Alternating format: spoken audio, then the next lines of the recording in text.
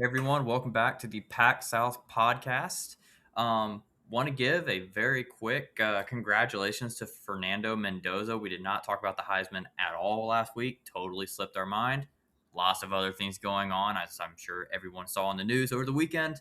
But yes, congratulations, Fernando Mendoza, the 2025 Heisman Trophy winner. Pat, great to have you back for this bowl season. Um, yeah, big congratulations to him. Quick fallout immediately. Lots of drama with Diego Pavia. I'm sure you saw that as well. Do you think that he had right with that, or I feel like the committee and the voters got it right here? Yeah, I think they got it right as well. I think Mendoza should have been the guy who won, and I would argue, I don't know, I understand the impressive idea of putting up those type of numbers at Vanderbilt, and doing that for a school that isn't really associated with much football success. But I would argue, in terms of, we'll say, like overall skill, being a better player, I would say Jeremiah Love is a better player than Diego Pavia.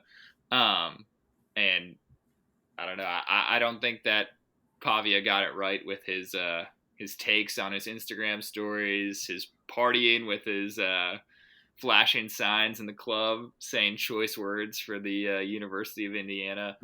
I just don't think it's a good look, and I think it's a shame because he was a guy who a lot of people really liked. A lot of people saw him as kind of like a scrappy underdog story, and then he's kind of become a figure of controversy, I guess you could say, this football season due to some of his actions, some of the things his mom said in the public forum, things like that, where um, I don't know, he went from this really likable underdog to a guy where you're like, oh, all right, well, Do I you guess think? this is Diego. Do you think going to the draft this year? Do you think that that's going to follow him? I mean, Shador got absolutely hammered going in. I mean, first, second round grade for Mhm. him, falls down to I believe the fifth or sixth round. Yeah, Um, do you think Pavia could get a similar treatment? Because the GMs were very clear. I mean, they did that with Spencer Rattler. Even they said that he was yeah. a third round guy. I think he fell to sixth or seventh. So we see these GMs really sending messages to the guys that they're not going to have this attitude. Do you think Pavia also gets that? Yeah, and I think Pavia, from an NFL perspective, also isn't on the same, we'll say, like scope or evaluative tool as those other two guys you mentioned. I think talent wise, um, yes, we are seeing more and more mobile quarterbacks having success in the NFL, but you still have to be able to throw the ball and move the ball consistently against elite defenses. And Pavia has kind of struggled when he's faced solid defenses this year, been prone to mistakes. So I think he was probably a late-ish round guy, anyways. So I wouldn't be surprised if we see him sixth, seventh round. Who knows? Maybe he even goes undrafted and has to sign somewhere as a UDFA. That would create a lot of buzz if he fell all the way out. But nonetheless, Heisman Trophy. Congratulations, Fernando Mendoza, Indiana, 13-0, Big Ten champions for the first time. I would say long overdue, but the program was just bad. So the fan base waited a long time for this, Yes. and Yes. having a quarterback who can now champion this as a Heisman winner, just incredible season. We'll look to see what they can do in the playoff. Speaking on quarterbacks, we spoke on two. They're out the door this season.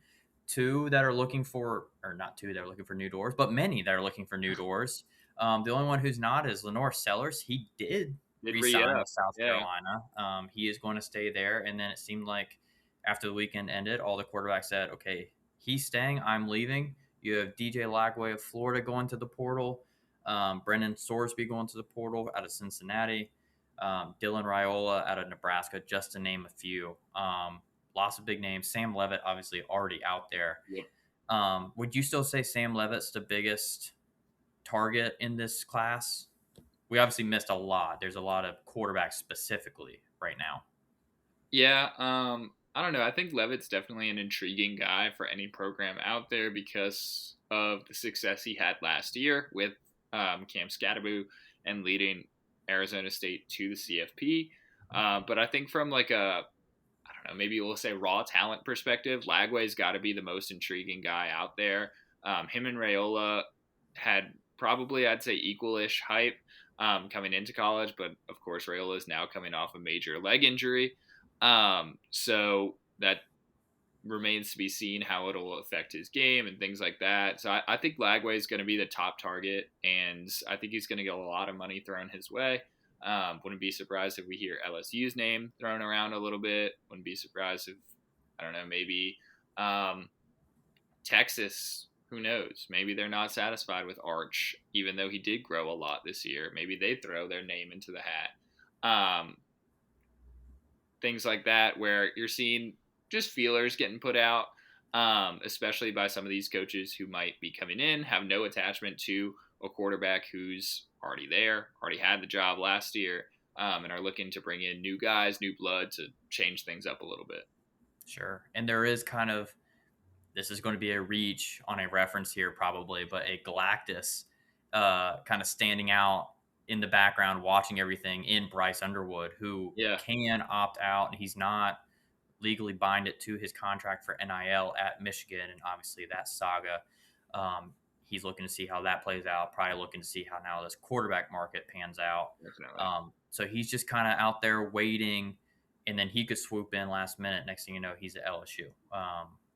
We don't know. So he is also kind of out there. But the quarterback coaches have happened.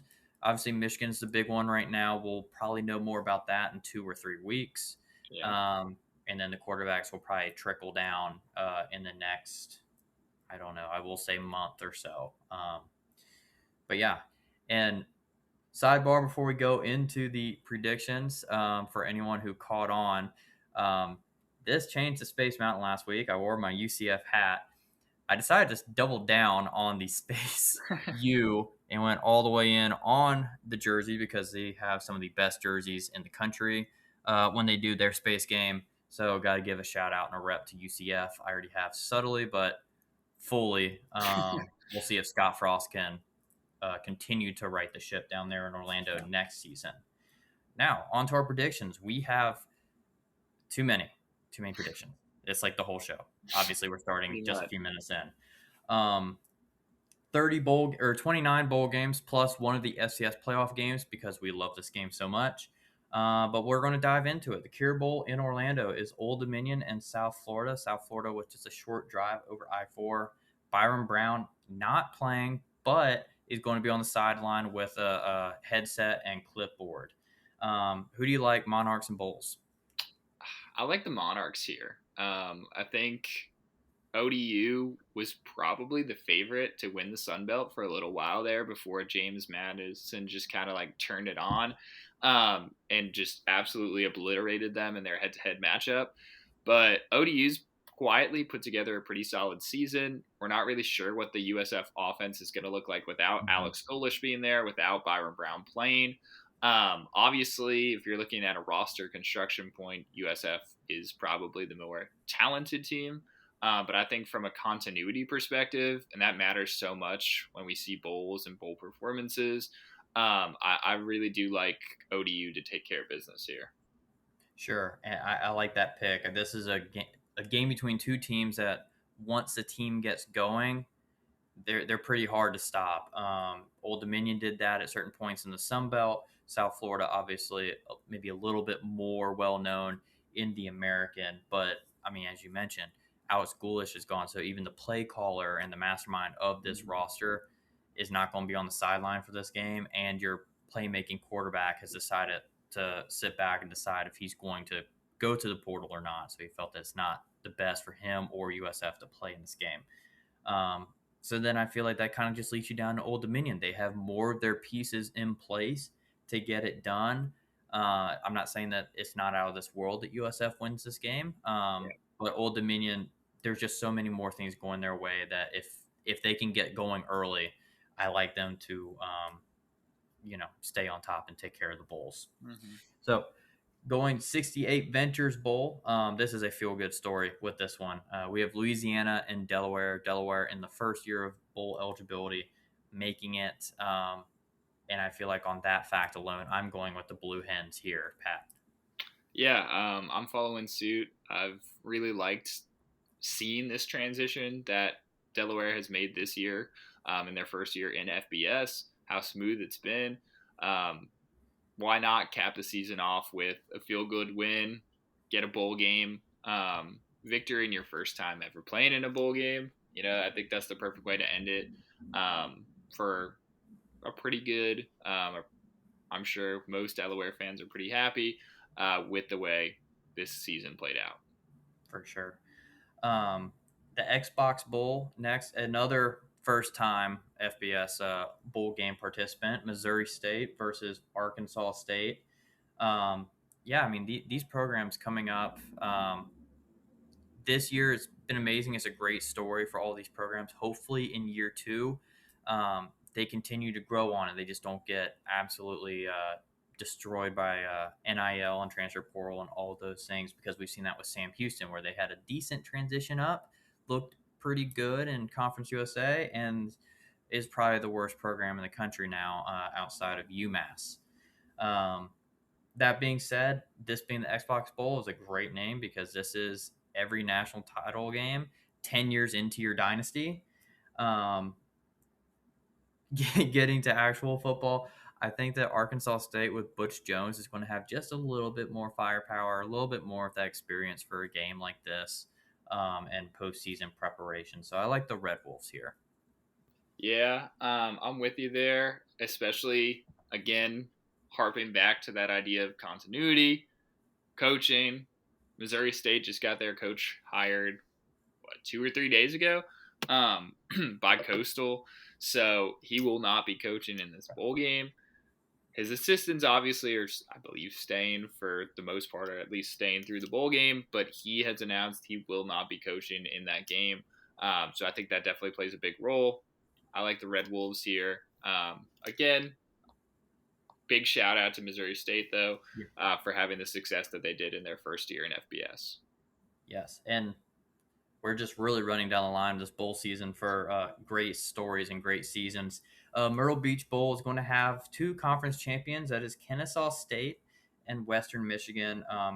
Kennesaw State really just a team of destiny down there in Georgia, winning Conference USA against a scrappy and kind of against all odds as well Jacksonville State team with everything they went through. Um, but yeah, I said team of destiny. I think that destiny is going to continue. I like them to beat Western Michigan on the teal turf in a very weird, so like an 11 a.m. kickoff in Conway. Yeah, great season, Western Michigan, but this is for the Owls. Yeah, I've been championing Kennesaw State all year since we saw that it was a real possibility. So I'm with you there. I think the Owls are a really good team. Obviously, Western Michigan's a solid team. MAC champs this year, as you, TJ, kind of called right around week 2 or week 3 this year. But I think Kennesaw State extending Jerry Mack was a great move by them, keeping their coach there, making sure he doesn't get poached by a slightly bigger G5 program or maybe low power program. And I think because of that, building on the season that they've had, Amari Odom's been really good for them.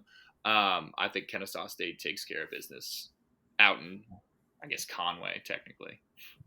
All right. Now a game that does not deserve this bowl game. We have what's left of Memphis and the logo for the NC State Wolfpack. I don't like this game at all. I usually think the Gasparilla Bowl to be a typically good matchup. I think last year it was a ranked matchup. It At was, least yeah. Tulane was ranked, and Florida maybe was. No, Florida was They're on, probably they're ranked. on the fringe, yeah. They're on the fringe at the very least. I mean, two very solid teams ended up being a blowout on the field. That was very shocking. Um, this, I don't know what we're going to get. All I'm going to say is I think consistently throughout the season, there's still plenty of inconsistency. Memphis was more, I guess. And they had their moment there. They beat South Florida and also an ugly ending to that game. Yeah, Memphis on default, I guess.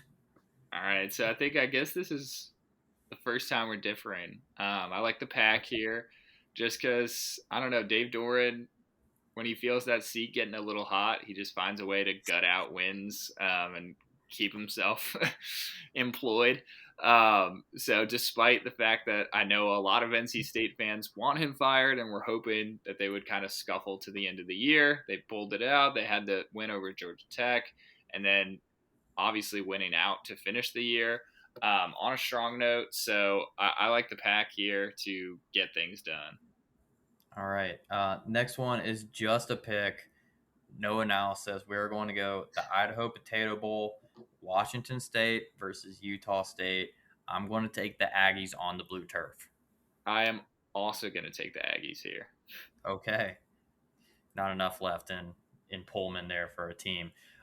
Quick pick here, Boca Raton, Toledo, Louisville. Obviously, Jason Candle now has just left for the UConn job. Big congratulations to him Mm-hmm. after being on the sideline so long for the Rockets. That being said, give me the Cardinals. Yeah, I'm also going Cards here. Obviously, Louisville had a little bit of a disappointing end to their season. They smacked their arch rival in Kentucky in the last game of the year, so at least they had that going for them.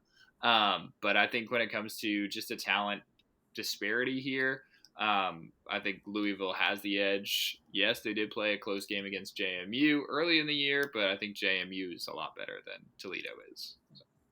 Sure. All right, another pick real quickly.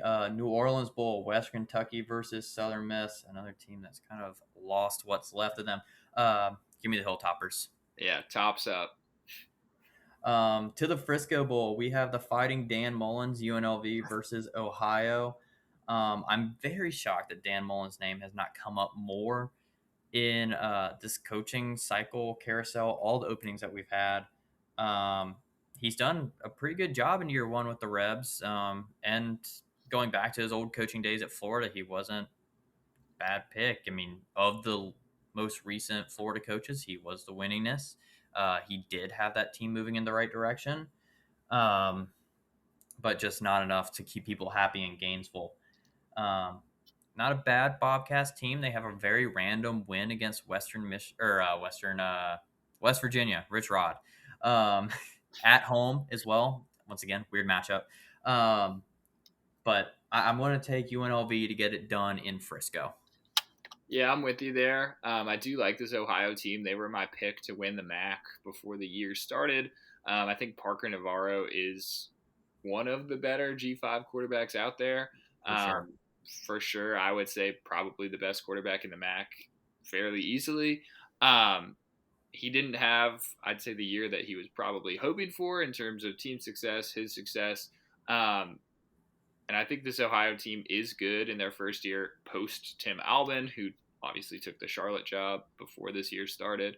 Um, that being said, UNLV can score and they can score a lot. They might not stop you, but they could certainly put a lot of points on the board. Because of that, I'm going with the Rebs here. All right. Now the Christmas Eve Classic, the Hawaii Bowl. We have Cal versus Hawaii. Great matchup for this game. Awesome matchup. Cal obviously coming in a little bit down. Justin Wilcox no longer on the sideline. Um, Funny enough, in a year that they do make a bowl game. And Hawaii, we have the end of the era, the Tokyo Toe, last game for him on the islands. He's become a great, kind of symbol and mentor and like growing the game in Japan for American football. And yeah, this Hawaii team's just been fun this year. They really um, what's the word? Over exceeded expectations, I guess. Yeah. Um, Cal did at points, but also didn't at others because they don't have a head coach anymore. So that being said, I'm kind of like the Kennesaw State riding the wave team of destiny. I'm going to take the Rainbow Warriors. Yeah, I'm with you. A little bit of lag there. I'm with you on this one. I am also going with the Bows. I think that Hawaii's had a really good season this year. Micah Alejado has been a pretty good story, pretty exciting player. If you've had the chance to watch any late night Mountain West action, he's been a good guy to watch. Awesome season for Hawaii, winning as many games as they did. I don't think anybody gave them and Coach Chang the chance to win this many games. So great to see Hawaii back in a bowl. And I think they capped their season with a win over albeit a little bit disappointing record-wise. Talent-wise, though, a pretty decent Cal team. All right. Another combined pick there. So not a lot of differentiation. Not yet, no. Moving to the game above, Central Michigan versus Northwestern. Um, this is kind of a fun matchup. I will say most of the games that we have picked, great matchups, Yeah. great storylines. Not awful for regionality as well for these teams traveling. So hopefully, should see some more fans and stands. I really like these games. Um, that being said, these two teams definitely overexcelled as well. That's what I was trying to say. Um, overexcelled their season. Central Michigan coming very close to a conference championship game appearance. Northwestern, they played football. It was great. They still can't win at Wrigley. This game's not at Wrigley, though, and as much as I love the Chippewas, I'm taking the Wildcats. Yeah, I'm with you there. I like this Northwestern squad. I think they're scrappy.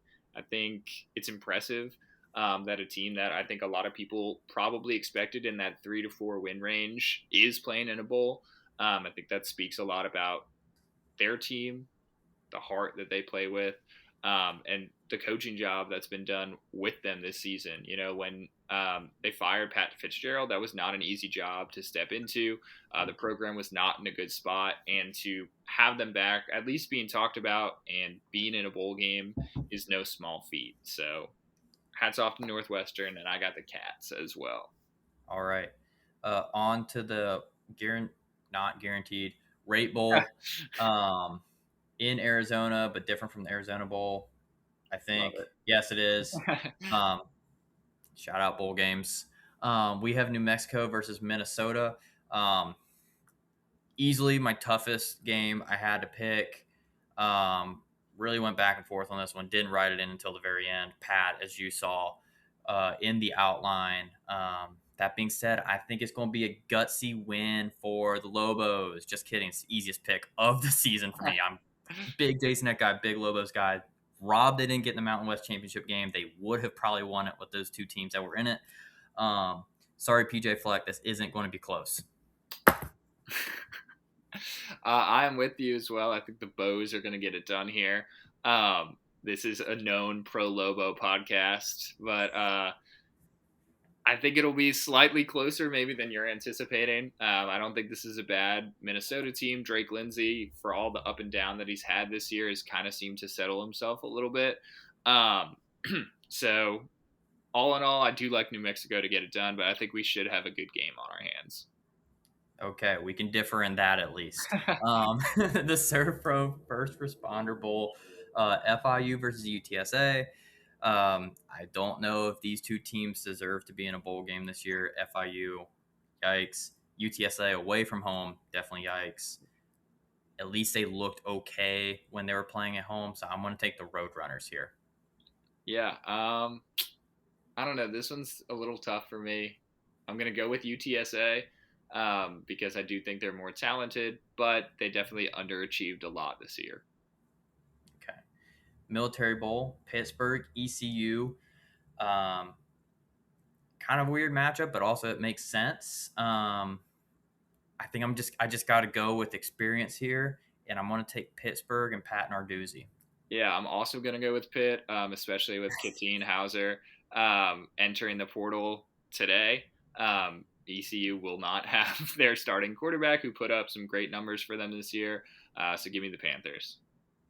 Okay, next one is the Pinstripe Bowl. I really want to abstain from this bowl game. I don't even have anyone picked, actually. Pat, who do you like? I don't know. I don't know. I think this is going to be a pretty ugly matchup. And I think the shell of what's left of Clemson will drag itself to an 8-win season with a bowl victory here. But I don't think it's going to be pretty in the Bronx for either team. So you're picking the Tigers? I am picking the Tigers. That's literally who I literally just circled them. Like, I was like, I don't know. They're just going to find a way because Penn State's been so. The only time they looked like they might find a way was that Indiana game. They still blew it. Yeah, I'm taking the Tigers still. I really don't want to. The other baseball bowl game, UConn Army in the Fenway Bowl. Um, UConn just lost their coach. I believe they also just lost their quarterback today as well. Army, great showing in the Army Navy game. They came a point away, if it wasn't for a late touchdown from Navy, from winning it this year. And I'm going to take Army. You know what? Just for the sake of us not picking the same, I'm gonna go with UConn. Roll skis. Um, yeah, give me UConn despite not having Jim Mora, and I think you're right. I don't think Joey is quarterbacking them this time. All right, we're off to the People's Championship, the Pop-Tarts Bowl. Georgia Tech versus BYU, two teams. Well, one team that for sure could have been like in the playoff in BYU if it wasn't for Texas Tech existing, and Georgia Tech if the season ended in week 9. BYU's been a great story this year, losing their quarterback right before it, Barrett Bachmeyer, stepping up late in the season. And yeah, like I said, if it wasn't for Texas Tech and that defense existing, this team could be Big 12 champions. They could be in the playoff. They'll still be the people's champion this year. I think they're going to be eating Pop Tarts at the end of that game. Yeah, I agree. I'm going with the Cougs as well. Um, I don't know. I think Georgia Tech really just stumbled down the stretch, and for as good as Haynes King has been for them, he does have his shortcomings. Obviously, I don't think Buster Faulkner will be calling the plays for this game since he is the new Florida OC. So yeah, give me the Cougs. All right. This is brutal. We have about the same, if not more, agreements than in college message board assignment right now. Quick pick here: the Arizona Bowl, the actual Arizona Bowl. Miami of Ohio versus Fresno State. Clearly not the premier game in Arizona this year. Um, I'm taking the Bulldogs. They really disappointed me this year. I really like them as my dark horse, like group of 5 Mm. team to get into the playoff this year. I don't know how they even got into a bowl game with some of the games that they played. But I don't know. I just don't really anticipate Miami of Ohio having a good matchup here. So, Yeah. Bulldogs. The Bulldogs definitely played better football down the stretch. EJ Warner seemed to figure out some of his turnover issues that plagued him earlier in the season. Miami obviously is not going to have their starting quarterback, who they had for most of the season, before they then made a switch for questionable reasons. Draft prep was the ultimate reason given. But I like the Red Hawks. They've kind of disappointed till this point, but give me the Red Hawks to win this one. Okay. On to the New Mexico Bowl. North Texas versus San Diego State. San Diego State probably still a sour taste in their mouth going back to the stadium that lost them kind of the Mountain West Conference. I don't think that they're going to have that issue this time. North Texas, since they didn't make the playoff, Eric Morris, Drew Messemaker, everyone I believe has now jumped ship. Drew, first name basis. He may still be playing in it. I'm not 100% sure on that one. But Eric Morris said he would coach the playoffs. They did not get there. Mm-hmm. He is not coaching this game as far as I'm aware. Long story short, I'm going to take the Aztecs to get redemption on this field. Yeah, you are correct. Morris is not coaching this one. But as a Mean Green truther, I feel like I can't do anything except pick North Texas in this one. So give me the Mean Green to, surprisingly perhaps, without their head coach, win against a really good San Diego State team. Okay. On to the Gator Bowl. We have Virginia versus Missouri. Missouri obviously re-upping Eli Drinkwitz, kind of keeping him from getting poached. Virginia, off of one of the best seasons in program history, unfortunately ends in heartbreak due to the Blue Devils in Charlotte. So this is definitely a rough game to be in for the Cavaliers. They really had playoff on their mind, conference championship on their mind. They lose that, and they're playing, I believe, the 7th best team in the SEC. Missouri, I'm not sure if they really want to be here either. It's kind of a weird location for their fan base and just kind of a weird up and down year. Your quarterbacks keep getting injured. you keep getting disrespected in the polls, and then whenever you do get a good like ranking, then you get beat by say Alabama. Um, that being said, I think Missouri is probably feeling a little bit better coming into this game than Virginia is, so I'm going to take the Tigers. Yeah, I don't know. This one was a pretty hard one for me because they've both been sort of up and down. Um, I am going to go with Missouri, though. I think when Missouri's healthy, they are a pretty good football team. And I think Virginia was getting away with it a lot in their games this year. Some of those games that they won kind of through luck in some chances. And let's not forget, if the NC State game actually counted as a conference game, they would have had two True. conference losses and not even have been in Charlotte. So yeah, I'm going with the Tigers to, we'll say, end their season on a positive note, kind of carry into recruiting, the portal, all that stuff. Okay. On to the Texas Bowl. We have the Fighting Lane Kiffins versus Houston. Um, I say Fighting Lane Kiffins because that's all that LSU has this year, and he's not on the sideline for this game. Houston's been a great story, great rebuild. I'm going to take the Cougs in this one as well. Yeah, I'm also going with the Cougs here. Little bit worried about Connor Wegman. He's struggled when he's played against better defenses this year. And while LSU might not have all of their guys playing, they still are a pretty talented bunch on the defensive side of the football. So I do worry that this could get a little sloppy for Houston, but I ultimately like them to win. Okay. Moving things around a little bit just because of how great the one bowl game is going to be. We have the Independence Bowl on just a pick, Coastal Louisiana Tech. Pat, who you like? I'm going with the Bulldogs here. I'm also going with the Bulldogs. All right. Music City Bowl, Tennessee versus Illinois. You look at the Cheez-It Bowl participants last year. South Carolina goes in as a playoff contender this season. Illinois a little bit further down. Fast forward a whole season. South Carolina not in a bowl game. Illinois gets into this Music City Bowl. What, 7? Did they squeak 8 wins? I think they squeaked it, yeah. But I mean, some of their losses, bad games, bad football. I don't like this matchup for Illinois at all. I think this is going to be just a nightmare flip. Cheez-It Bowl, we need to watch out for those two teams next year. Could be a cursed bowl game. We may need to bring back Outback for everyone's sake. Not a sponsor. Give me Tennessee. I'm gonna differ with you on this one, so we got a little bit of differentiation there. I'm gonna go with Illinois. I think they play a brand of football that Tennessee might struggle with. Tennessee's defense has been pretty suspect this year, and while Illinois, I don't think is by any stretch a great team or even a very good team, I do think that they do some things well that gives this Tennessee defense fits, which is run the football pretty effectively. And they have a pretty strong play action game, which is what Vandy kind of utilized pretty heavy to beat Tennessee the way they did at the end of the year there. Mm-hmm. All right. On to the Alamo. Cannot forget it. We have Southern Cal versus TCU. Snuck that one in there.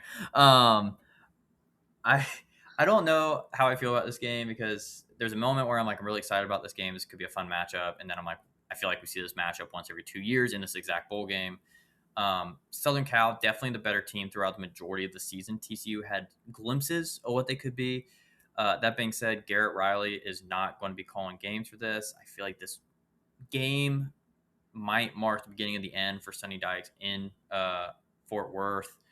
I just don't know if he really has a lot of momentum, and then losing a coordinator who fans didn't really like, but also got him to where they were. I think that they're really going to have to make a home run higher for them to get going again, like we've seen the Horned Frogs play. So I like Southern Cal, Lincoln Riley getting a good win and some momentum into next season. Yeah, I think this USC team is really solid. They've had some up and down moments. I'm not going to act like they haven't. But I think this TCU team definitely underachieved. This was a team that was getting a lot of playoff talk and hype. potential Big 12 championship appearance, et cetera, et cetera. And I don't know, Josh Hoover just seemed to make some questionable decisions, questionable throws this year that kind of prevented them from reaching that ceiling. And I think those turnover problems, and as you mentioned, the fact that Kendall Briles is now South Carolina's offensive coordinator, is going to hinder them a little bit. Who's Um, Garrett Briles? Garrett Didn't I say Briles. Garrett? Yeah. Edit. Professional. But regardless, I think losing your OC is definitely a little bit brutal, especially at this stage. So give me the Trojans to fight on in this one. Okay. Next one. This is our last of the regular bowl games, and like the game I really want it to be our game of the 2 weeks that we're doing here, since there's no week or no episode next week for Christmas break. We had the Birmingham Bowl. This is Georgia Southern versus App State. Only one of these teams is bowl eligible. Georgia Southern had a Yeah. quite good year this year under Clay Helton. Not good enough for Clay Helton to come up in any of these conversations, but nonetheless, a good year for the Eagles. App State, first year under Dowell Loggins, did not make a bowl game, and yeah, this was kind of carnage for them to get to this point. Mhm. What was it? We had one 6-6 team bounce out, then Notre Dame bounced out, so then went to the 5-7s, and a lot of no's going down the list, and then App State fell to I think it was like seventh or eighth team, Mhm. uh, and App State would go, yeah, we'll play them. So we what's the name of this rivalry? Not good old fashioned hate. Clean? No, hang on. Something hate. Lots of hate. They hate everyone. I don't know. So the Hatred Bowl in Birmingham. Um, I like Georgia Southern here. App State just did not play well. They like kind of like kept it close for a minute when they played during the season this year, but not really. And Georgia Southern just as a whole has a better football team, better coaching. So I like the Eagles to get it done in this rivalry bowl game. Yeah. Deeper than hate, by the way. Deeper than hate. Yeah. No. um, Wrong. Wrong. I do agree with you. Again, seems like it's a theme today. I like the Eags to get this done, and I think they'll win pretty comfortably as well. Even though it is a rivalry, I'm sure App State will be up for it. I think Georgia Southern's, like you said, just the better football team. So hail Southern in this one. Yeah. Hail Southern. I want to give a shout out though to App State for taking Yeah, this game exactly. because of how many teams said no, and they're like, "That's our rival right there. We're going to try and ruin the end of their season in a bowl game." I love that. Deeper than hate, absolutely. This is a storied rivalry that people don't talk about enough. Maybe the ACC keeps doing what they're doing, pull these two teams from the Sun Belt, give it some national attention. For now, Birmingham has a great show. Now, FCS playoffs. We have Montana versus Montana State, the Brawl of the Wild, second time being played in 3 weeks, 4 Mm-hmm. weeks. This one in Bozeman instead of Missoula. I like the Bobcats here. This is a rivalry that 5 of the last 6 meetings, the home team has won. Montana State has looked amazing since week 2 this year. Their only loss being to a FBS playoff team and an FCS playoff team. Bobcats look good. I like the Grizz here. Okay. I'm going with the Grizz. Trends are meant to be broken, right? Montana State broke the trend earlier this year. You know that Montana's going to be looking to we'll say, really claim the bigger statement win, I guess you could argue, right? Yeah, you won the regular season matchup, but we won the game to go to the FCS True. national championship. So I like the Grizz to win this one. Their offense has been really humming lately. And I think we're going to have a great game in Bozeman this weekend on major TV. Yes. Yes. Love our playoff matchups. Love our rivalries during this time of year. Now, a budding rivalry, you could say, maybe only on one side. We have number 9 Alabama taking on number 8 OU. Does certain teams in this playoff deserve to be there? We've talked about it. We're going to move on from it.